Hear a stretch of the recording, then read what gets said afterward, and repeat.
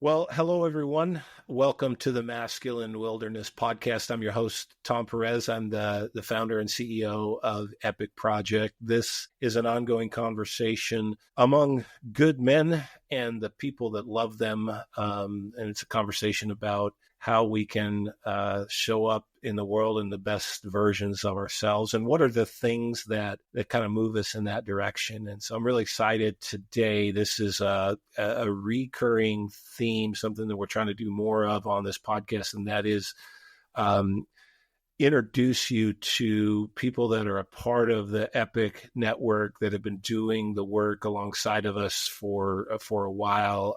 And it's important because these are men just like us. And today is an example of that. Ryan McCullough is from, you don't really say Eastern Michigan. It's just Michigan, Yeah. right? I just say Detroit. Detroit. Okay. From Detroit. He has been a part of our work there.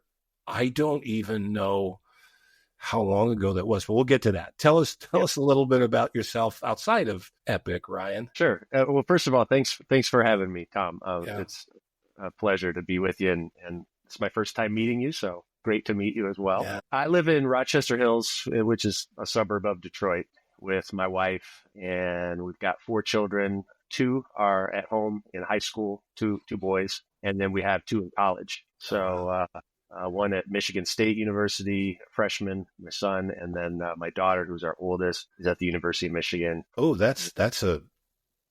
that must be a source of some conflict there. Yeah, well, we have fun with it.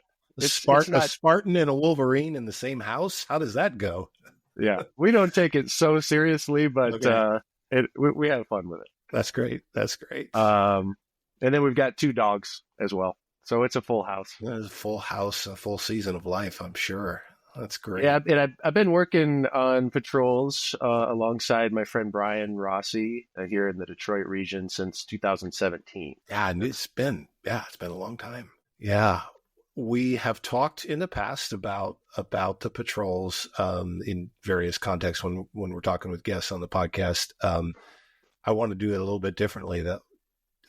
Usually I'll be the one to explain what it is. I want you to do that. Like, what is this thing called a cyber patrol? Sure. Yeah. When you say the word cyber patrol, all kinds of images come to mind if you have no context for it. Mm-hmm.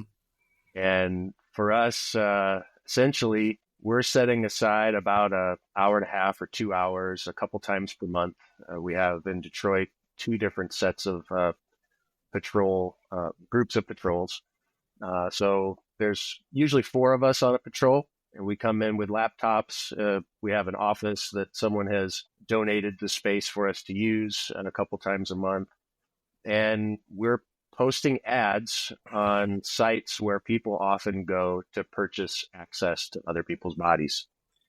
And those sites, we put these decoy ads, is what we call them, with the intention of a potential buyer calling us or texting us to see what they could get, to talk with a person about purchasing them. Yeah. And instead, we're answering the phone or we're on the other side of that text. Really what we're trying to do when we engage with a potential buyer is be alongside of them on this journey as they're trying to navigate something on that particular day. Yeah. And you run into guys all over the spectrum. Some are frequent buyers. Some maybe have never done it before. And of course, a lot of people are in between. And what I've found is that if we can figure out a way to speak to them where they'll listen or where they feel respected, sometimes they'll share with you some things that are going on in their life. And it's a chance for us really just to speak life into this person, to present to them a different perspective, to let them know that they're loved. That's so counterintuitive when I hear you unpack it that way, especially the last part, just, trying to speak life and love into them in that moment when they're seeking to exploit another person. How did you come to that perspective? Because that's like, I know for me, that's not how I came to it initially, but like, what is the journey that led you to believe, and I share that belief with you, what is the journey that led you to believe that that is actually an effective way to engage these guys. Yeah, you're right. It's not natural at all. And certainly wasn't natural for me when I met Justin in 2017.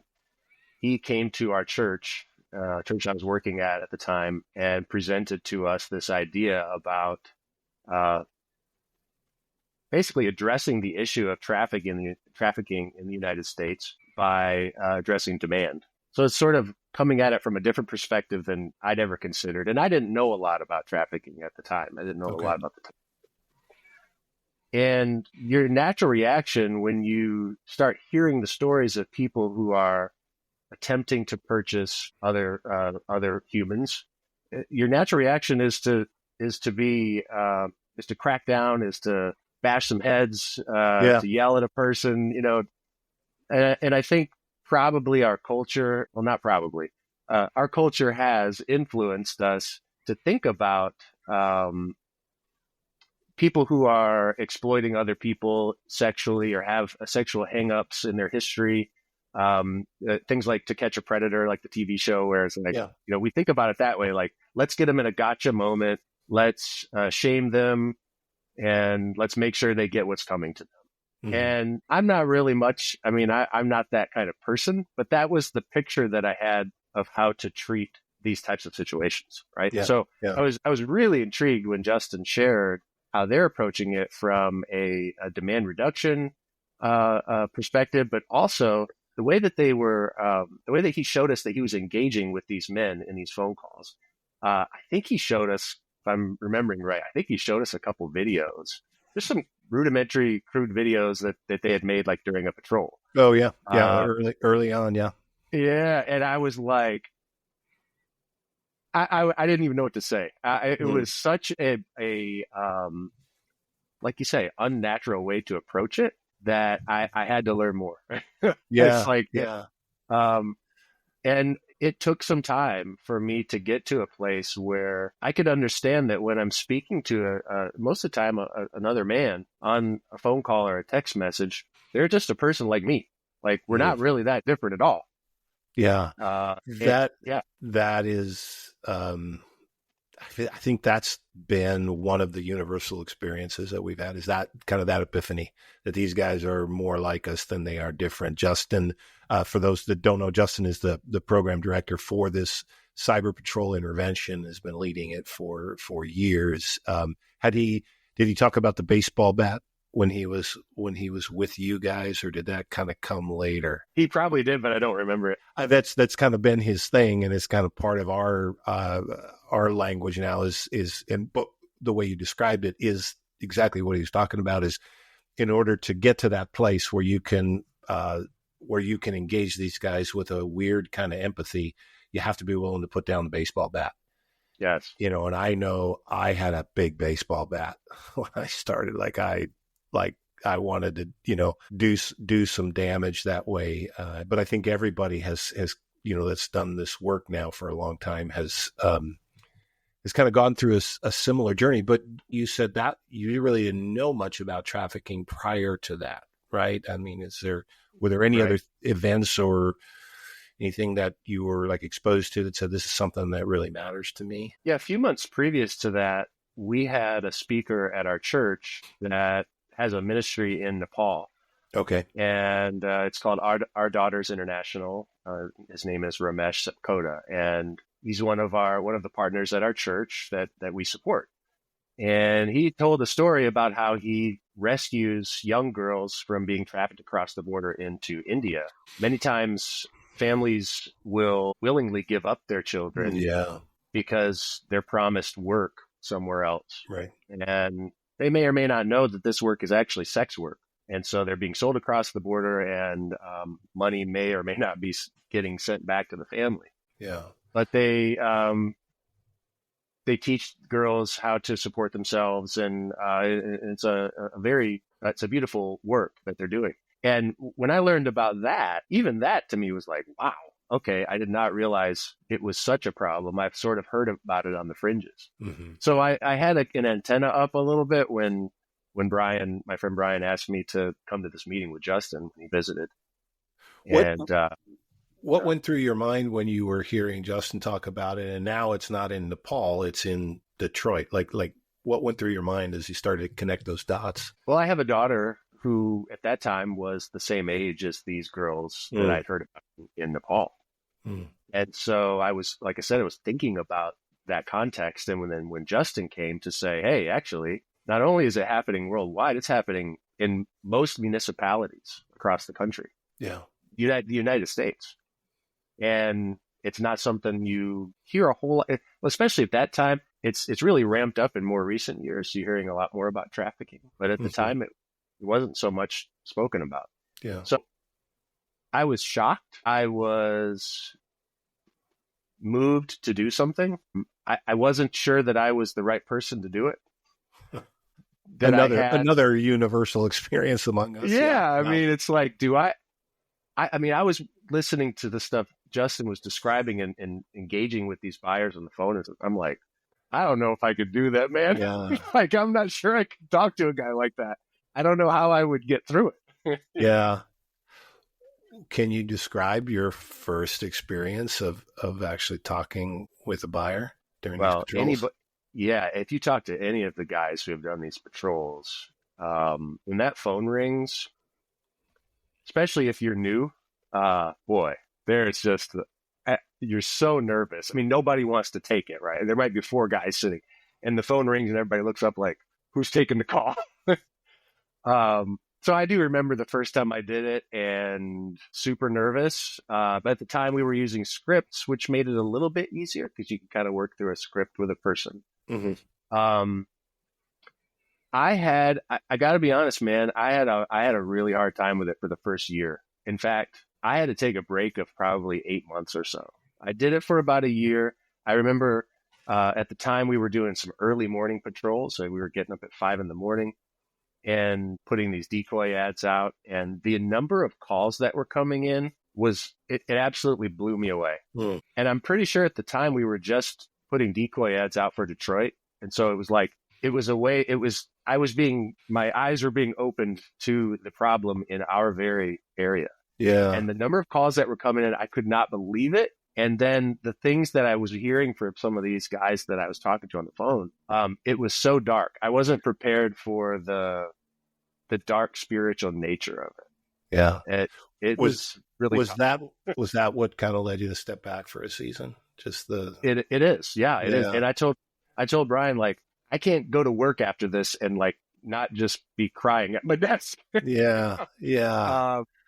And it took me a minute to sort of adjust and realize not only that there is hope for these potential buyers, but there's also hope for the victims in that we're a group of men who has made a decision to go against the flow. And while we're only one person in a world of many, the fact that we're willing to make some sort of a stand against this, it was cleansing. I don't know how to describe it other than to say, like, it gave me hope to see other guys continuing on with the work. And then it helped me to feel strong enough to then come back into it and then just hit the ground running again. And I haven't stopped since. What is it about the team experience that helps you and sustains you? Just doing it side by side with other guys. What is it about those relationships that are helpful in this? Well, we've gotten to a place where we can all be quite frank with each other. Obviously, when we're doing text conversations, there's all kinds of lingo and it's a whole vocabulary, right? Oh yeah, a whole vocabulary that buyers use that we've learned, but even still, many times somebody will say something on a text, and everybody's like, or somebody, what does this mean? Does anyone know what this means? But dialing back, what I really intended to say was, we've started to be very open about our own struggles in sexuality, and I know, for me with my boys and our daughter, more so for me with my boys, my wife with my daughter, we've been super intentional about making sure that sexuality is not a taboo topic in our house. Now, for me, growing up, it was kind of taboo, but I don't think it was that my parents didn't, wouldn't talk about it with me. It was just sort of the way it was. Like there wasn't an understanding that you could talk about. I don't know how to Yeah. describe it other No, than to say it that way. you're younger than me, but it's not dissimilar at all to what Yeah. I grew up with. Yeah. So to be able to talk about things that you're struggling with sexually, openly with other men, there's a freedom to that. It also helps. As is often said, there's when light shines, it uncovers all of these dark things, right? Yeah. Yeah. And suddenly you're not afraid because you see that your friend has gone through similar things, or has a different perspective than you about something. I've found a lot of life in that. Yeah. Yeah. I've got this group of guys that I've been doing this with for years, and we know what we're there to do, and we know that we're only a couple bad decisions away from probably being in the same spot these other guys. I've heard that very thing repeated by many of our guys. I think that's the weird kind of empathy that I talked about earlier. It's like it is a weird empathy. But you're right. I think the other thing, hearing you describe it too, that is that's a lot of things, but it's ironic. One of the driving motivations, forces, if you will, among men that are seeking to buy sex is loneliness and isolation. And the way we are going about combating that is by building community and connection. Like that's that's a really important distinction to remember. It's like that's the kind of the secret weapon in this, is that community and connection, that authentic relationship among men.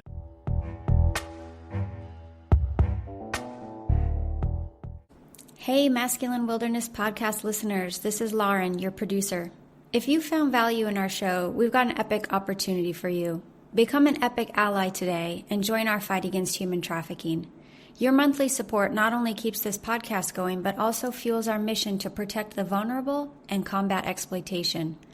For less than one coffee a week, you can make a real difference. Head on over to epicproject.org and choose an amount that works for you. Even $13 a month can change lives. By becoming an Epik ally, you're not just supporting the podcast, you're joining a movement. Stand with us. Let's make an impact together.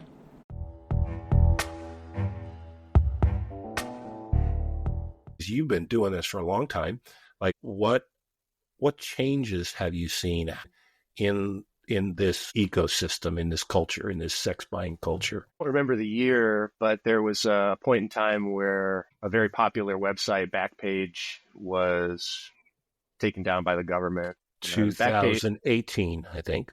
Okay. Yeah. So if you don't know, for the listeners, Backpage was, I would say, akin to like a Craigslist style website, but very focused on listing and buying sex.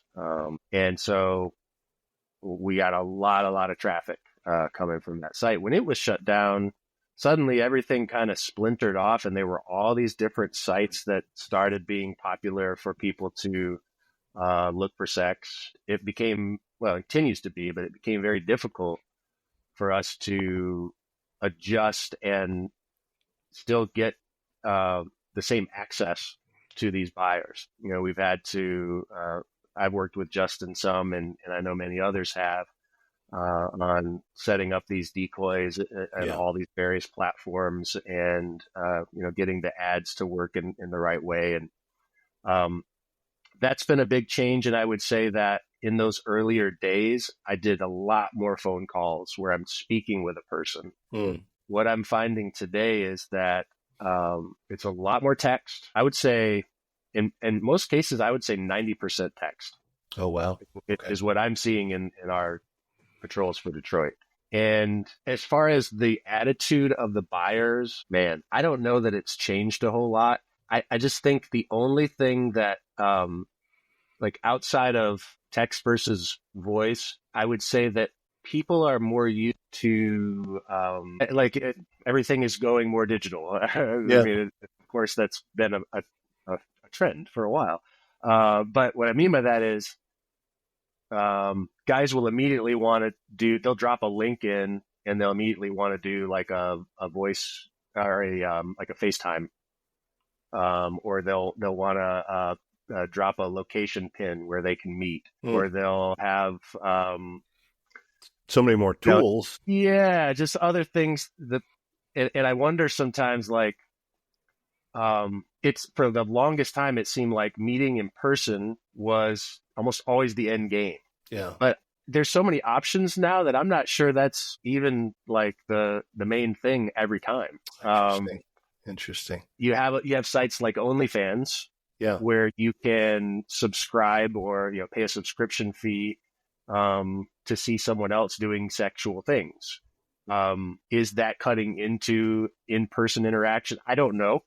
Yeah. I just know that like there's so many more options now that we're not having like, it's almost like we have this single channel before and we have a ton of calls. I don't know. I'm sort of getting off the. No, well, I think question. that event that you described really did change the landscape. It's the market now. The way I've described it is much more diverse. In terms of the distribution channels. If you use business language, there's many more distribution channels, and so it definitely changes the conversation. Speaking of conversations, is there one or two, like in the interaction way, and it could be a text message as well, but are there any that stand out to you as either especially troubling or especially hopeful that you remember? I'll start with the troubling one. We recently had a conversation with, and I say we because it started out with me on text, and I, after a little bit of time, got all the other guys involved because I was just like, what do I say? Right? Yeah. We were all like helping each other to know what to say. But this guy claimed that he was looking for, well, first of all, he was having sex with his daughter who was 14, and then was looking for a third partner to bring into the house. We talked to this guy for probably 2.5 hours over text. Oh, wow. And it was, it was of course really dark, also very perplexing because you just realize you just don't know the hurt or the baggage that someone brings into a conversation. You just really never know. I mean, in this case, this person is presenting to me as a buyer, so like I know something's up already. Yeah. But anyway, our best effort that night was really just to keep the guy talking enough to where maybe that night he doesn't make a move on anything because we're occupying his time. Yeah. We weren't gonna change his mind that night, even though we presented evidence to him and sent him some links to videos and things like that. Was he combative at any point or defensive or no? He was very matter of fact about it, which was in almost like in a humor sort of way. Yeah. Like, hey, all the stuff you're saying is probably true for some people, but we have a special situation sort of thing. And so a couple of the guys in particular were really upset by this interaction. I mean, it was upsetting. And we ended up passing his information along to our local sheriff's office. That was going to be my next question.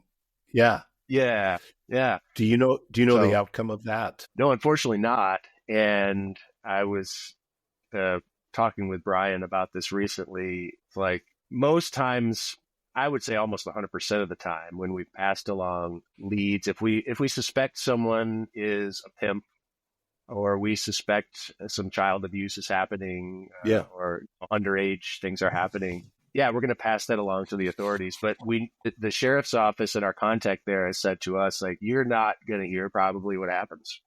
And that's true 100% of the time everywhere else we've ever done this work. It's a one-way flow of information to law enforcement, but I'm glad because when you start describing them, like, hey man, do the people that really need to know, do they know? And I kind of knew the end of the story. But, I'm so grateful that you're able to do that. And that we had the connection to law enforcement. That's that's one of my favorite parts about this work is the trust and the relationship that has been built with law enforcement across the country. Everywhere we do this work, we are not, partners in any reciprocal sense with law enforcement, but we're not agents of law enforcement, but we can definitely be allies, and that's a great example of what that looks like in action. So that was the troubling one. What's the hopeful one? And it's legitimately troubling. So yeah, it is quite troubling. The positive ones are almost always ones where someone will basically talk to you and it's usually on a phone call, where someone will share that, hey, they're just at the bottom of the barrel. They've hit rock bottom and they're lonely, and you have a chance to speak life into them and basically to say, hey man, like, I understand. You're valuable. You're an important person. You have value on this earth. And you're a person who needs community. Like, we're not built to be isolated people. Mm-hmm. Mm-hmm. And so to talk to them in their own context and have a chance to really just listen to what they have to say. A lot of times they'll have stories to tell. A recent story that I remember is a guy who recently had his wife leave him, was feeling extremely lonely because of a series of things that happened with his family, where he was into gambling and he was a business traveler, and was acting out because he needed something in the moment.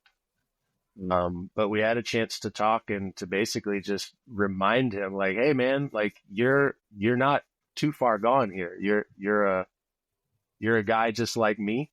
And you need to have people in your life. And so, we can sometimes talk through, and this one, I don't exactly remember if he had, I don't remember where we ended. It seemed like he had a friend or a relative that he was going to, check back with. Yeah. But it's basically, it's a common theme with anybody we talk to. If you can get to this point where you get them to open up about the reasons that they're acting out in this way, it's almost always because they miss human interaction and quality relationships. Yeah. Yeah. And that's at the end of a patrol. If you've had one of those discussions, man, that's huge. Gives you enough energy to do the next 3 months. Yeah. Yeah. Do you think it's also, helpful, powerful, not sure the best word, but useful for a man in that case, like the buyer, to hear that kind of input from another man? Is it like, it seems like there's something unique about that to there's hear no question. That. Yeah.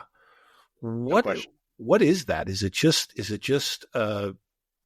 you guys calling out something better in that guy in a moment when he probably feels the worst about himself? Or like, why is that so powerful, or can it be powerful in your experience? In many instances, I think that men have not heard that about themselves. But when I say that, they haven't heard a positive word about themselves ever from another man. Yeah. Yeah. And in some circumstances, it's been rare, right? Yeah. So I think for a person on the receiving end of this call, and by the way, I've thought many times about what it would be like if I was a buyer, if I found myself in a situation where I'd made a decision to do this, to be a buyer, and then someone else answers the phone and is speaking to me in a way that we try to speak to these guys. What would that be like? And first of all, I'd be scared to death, right? Which is usually the thing that happens. Yeah. But if we can get them to listen and to be able to get across to them, it's like, hey, we're not law enforcement, and we're really not your enemy. Like, we're for you, and so let's chat. Once a guy realizes that, and I think understands, like, oh my gosh, another man is taking time out of his own day to talk to people who are considered by the culture the scum of the earth, right? Yeah. I think it's very moving for a person. I know I would be moved if someone had done that. And to have a minute to connect on a human level, I think we underestimate the power of that. They're used to and expect to hear negative, negative, negative, negative, negative, and reinforcing what they already feel about themselves. Yeah, and they've already constructed then a whole mess of ways to deal with that. This sex buying being one of the worst expressions. I love the way you describe that, though. It's one man saying to another man, "I'm for you." That feels. I can imagine that would feel almost overwhelming at times. To hear that. Absolutely. As a person on a patrol like myself and the other guys, you have to find your voice there. I mean, it's not like you just. That's why, like for me, having done this since, let's see, so it'd be 8 years maybe. It's taken me a while to find my voice to talk to a guy like this, because you have to almost be, have to have blinders on, or just like really focus in on the humanity of a person rather than the thing that they were about to do, or the thing what their intention was to do. The previous guy who's looking for a third with him and his daughter would be the exception to that rule, but that's not a lot of who we encounter. Yeah. I love that we're for you. I know Justin and I have talked at length over the years about the power of calling something better out of another man. And I think it's uniquely men's work to do this kind of thing that you're describing. How do you, or have you figured this part out yet? When you're at a party or a Christmas gathering or something with family and friends, like, how do you talk about this work you do? What is that like? Because this is not like, I sell Girl Scout cookies or pick up canned foods for the the food bank. This is a little different. How do you talk about it with people outside of your patrol teams? Or it's tricky. Yeah, I do. I don't talk about it a lot, and I don't look for opportunities to talk about it. It's mostly, it might be that a family member mentions or knows that I'm involved in it and asks, like, hey, so what is that thing about? Or like, are you still doing that? Like, how does that work? And I just share details, kind of like I'm sharing tonight, depending on how interested they are in hearing about it. Start at pretty much a high level of kind of how it works and what we're doing. If they want to know more, I'm happy to share it. I think going back to what you said earlier about being for a person, and that it's particularly a men's, it's important for a man maybe to speak to another man. I'm really of the mind, and I've developed this thinking since I joined Epik, that the issue, for example, of humans being trafficked for the purposes of sex, is completely fed. The demand is completely fed. Well, I should say, for the most part, fed by other men, right? So we are the ones creating this demand. And if we think about ourselves as a cohort together, or we think of our fellow man as a brother, then not only is this a problem that men have created, but it's a problem that we should all as men take responsibility for. And I really do believe that. I don't see it as an issue that someone else is responsible for taking care of. I feel a responsibility as a man who believes in the sanctity of other humans' bodies, that we should step in and be doing something. And so this is one of those things, like having a conversation with another person that I picture when I'm speaking to them as a brother. Yeah, I couldn't agree with that perspective more. And yet I think you would agree too, that's not the prevailing cultural attitude about this. I've had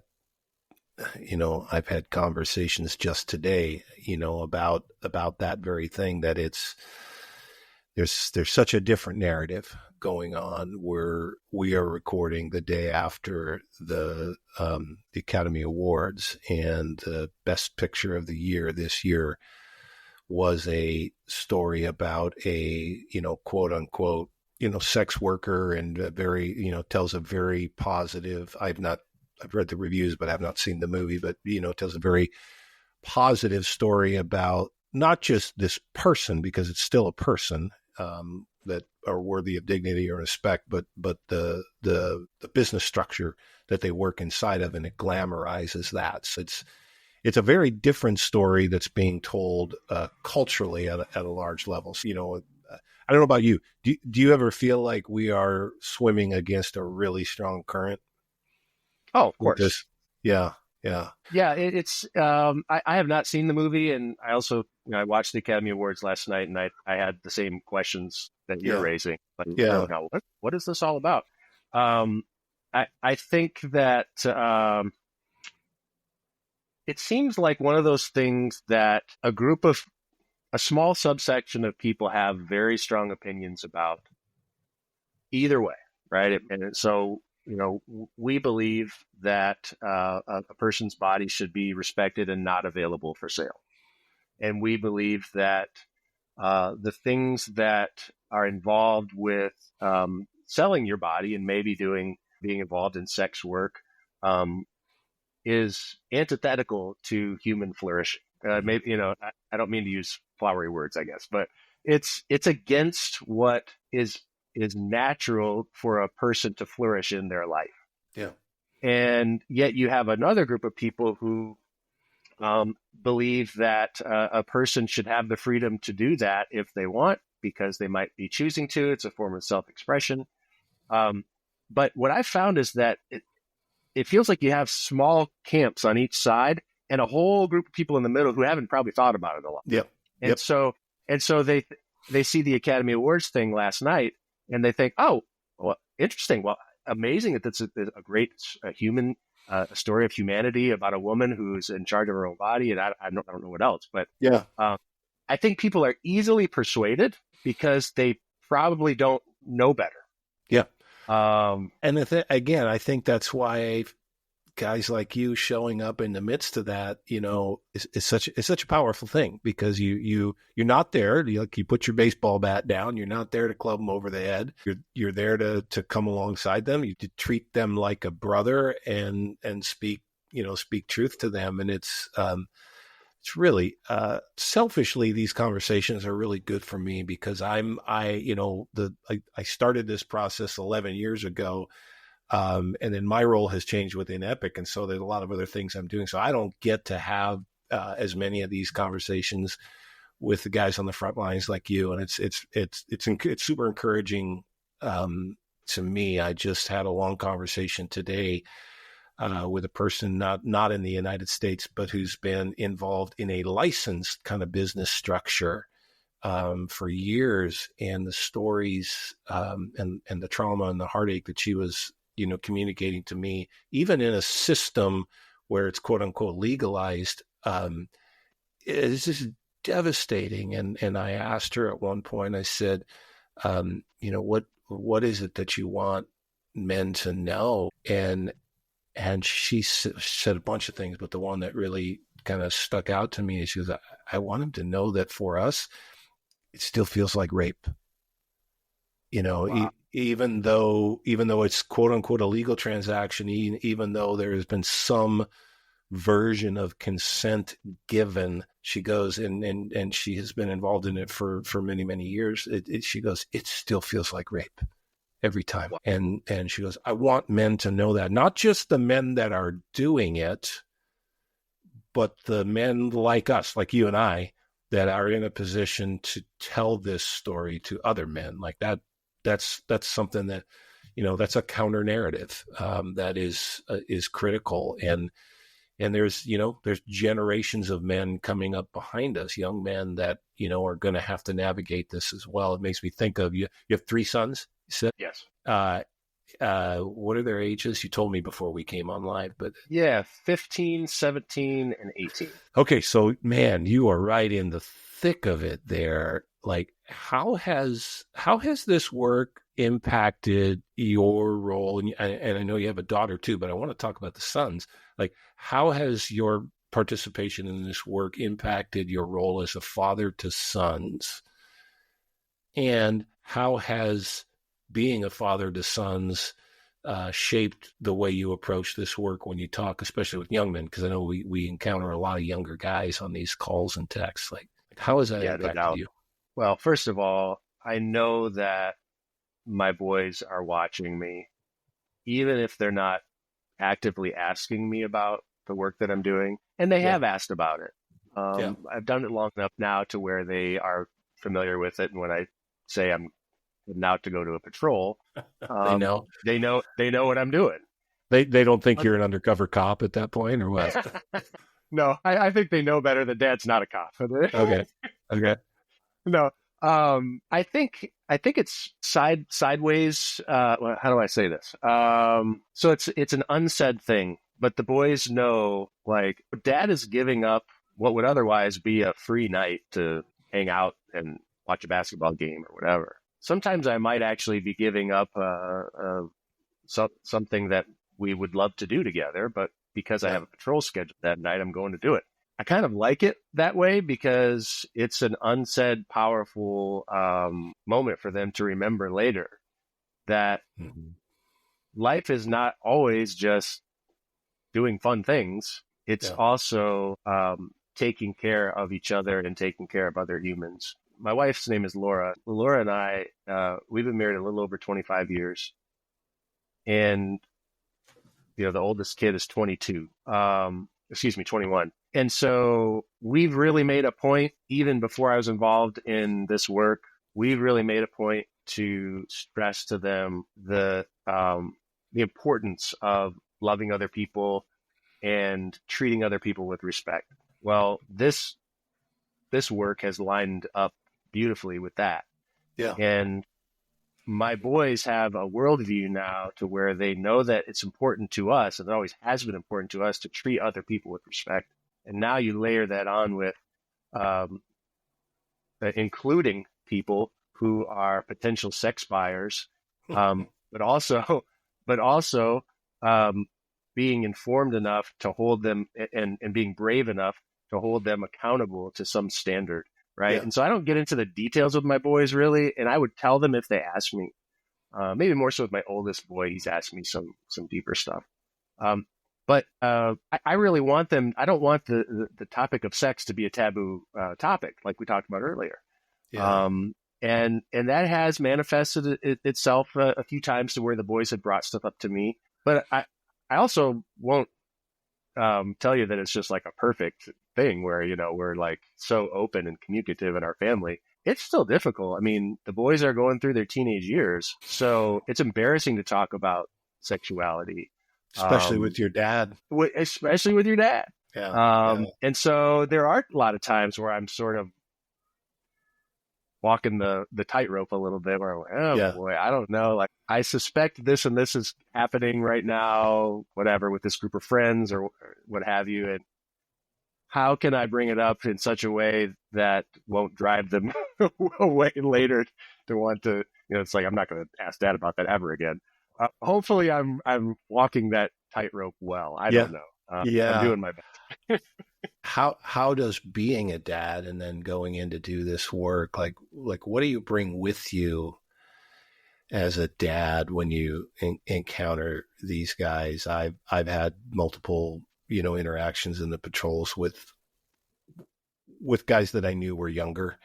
And I know for myself, like at times I fought the disciplinarian urge, because like with my own kids, I had 3 daughters, but it was still kind of the same dynamic. When you're at your wit's end, it's like the only thing you can think to do is power up on them. And so I felt that. Okay. So you've had that too, but is there anything that's been like really useful to you when you're, you're talking to a young? Yeah, I would say we do have a couple younger guys. And actually there's a newer member that's just come on. And the biggest thing I can say to him is just an encouragement, like, hey, you're not going to, there's no mistakes you're going to make tonight. Like, I don't want you to be worried about like, oh, I've got to have every word right that I say to this person. This is a human conversation with all the flaws that a normal human conversation has that's unscripted. If you approach a person with a humility and a meekness, and the other part is I know this guy's heart. If you be yourself and approach these guys with humility and meekness, it's going to be fine. It's going to be great. You're going to learn things. You're going to direct a conversation a certain way and find out like, yeah, that doesn't work. Or you're going to get upset and you're going to lose your, this has happened to me where I get rattled. Maybe the guy on the other side is like a pretty strong personality who's very sure of himself. And all of a sudden I'm like, and it's like, hey, it's all right. We're not here for perfection, right? It's funny what you said about the disciplinarian thing. And that is, I don't know if I ever put it together, but I think there is an element of that for me as I've been leading patrols. I have to really fight not to micromanage in a way, let the team make their own mistakes. And just in the same way that when Justin and Brian were training me, they let me make mistakes, and I still do. Well, and I appreciate the way you say it's we're trying to have a human conversations, and those are inherently, filled with flaws, and that doesn't make them, worthless at all. And so we're simply trying to come at this issue and come alongside these men that are trying to buy sex in a human way. We want to show up as, appreciate the humble and meek, which is, meekness is just a way of describing disciplined strength, right? It's coming alongside a guy that way has an enormous amount of just, constructive influence and leverage. So 8 years, you've been at this 8 years. That's right. Thank you. First of all, by the way, I don't get to say that enough either, but thank you for being in the trenches for such a long time.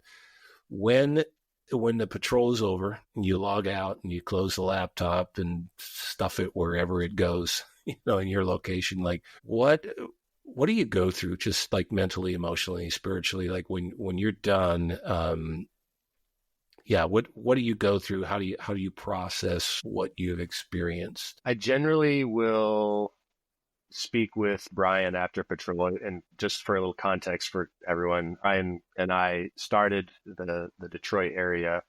I don't know if you call it chapter, a group of guys, and then Brian has now moved down to Orlando, Florida, and he's working to start another group down there. So I'm leading the group up in Detroit. But we still stay really connected, really trust each other's opinions on things. And I always like to just run stuff by him after a patrol and say, like, we had this type of conversation that went this way, and, what do you think? So that's one way I process it. And then the other is when I get home, generally my wife is awake. She may not always be, but she wants to know. And so that's an interesting thing too, because it's kind of like talking to someone who if you talk to a counselor about something, that person doesn't have skin in the game, like as far as like with relationships, they don't know the people, they don't know the situation. So it's great to talk with her because she's like totally separated from it, and she can tell if I've been rattled by something maybe that night, or if it's been more of a spiritually dark night where I just cannot believe some of the things that I've heard or seen. Yeah. And it's great to decompress that way. The other thing we do as a team more recently that I really like is we've started copy and pasting or describing in a kind of a one-pager report. Here's one conversation that the team had tonight. One guy on the team had with somebody else. We did it together. That was probably the most memorable tonight, or for some reason stood out. Yeah. And then we review that when the next patrol the following month begins, or for our purposes, because we have 2 different patrols per month, I'll share that with the other group of guys. and we just workshop it together. Because basically just means like, so what'd you think about how this went? Like, what direction would you have taken? What were some of the bends in the road? And it's a great way to, I think, get the guys to engage on some of the nitty gritties, I guess, like the tactical parts of a conversation, but also for them to get good ideas, right? Like, oh, interesting. Like, I would never have thought of saying that to a person. So that's been a great habit we've built. I think that's so cool. I can guarantee you that was not a part of our strategy when we began. But I think this is just one really cool example of how all of you have, kind of each in your own way taken this, this approach and made it your own, and like layer upon layer, everybody has added things, I think, that have really made this really, really helpful.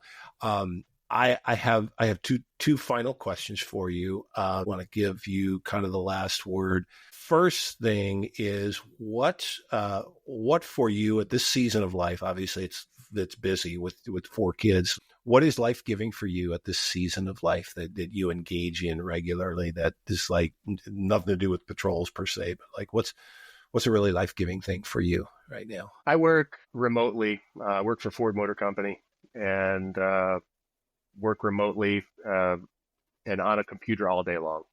And so I'm sitting in front of a computer here in my bedroom, and I need to be able to feel like a regular human sometimes. And, and so what I mean by that is just, I could really easily go the whole day and not go outside. And living in Michigan, where in the winter times it can be brutal, sometimes that's what I prefer. But getting outside and getting a walk, taking care of myself by going to the gym, and having a chance to be myself with my own thoughts, to decompress.